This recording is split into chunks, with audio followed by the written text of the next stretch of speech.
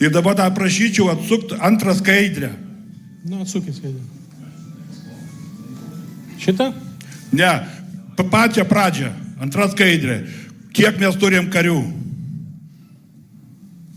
Va, ministrė, atsisukit. Kariuomenės dydžiai pas mus kiek karių yra? Dešiniai pusiai.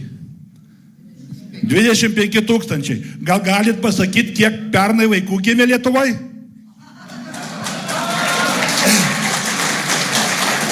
Aš galiu pasakyti, nežinau kiek prieš 10 metų, pernai gimė 24,5 tūkstančio vaikų.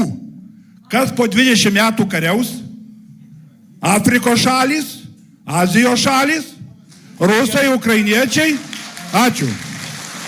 Jūs...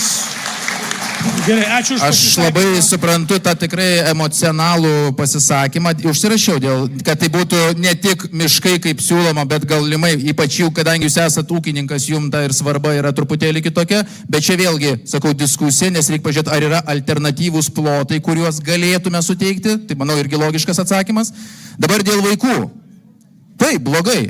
Lietuva mažėja. Blogai. O vat ką daryti? Tai pirmas dalykas, žmonės, piliečiai turi jaustis saugiai. Ir poligonas yra galimybė kariuomeniai treniruotis. Tai didinti savo ir mūsų visų kaip valstybės saugumą.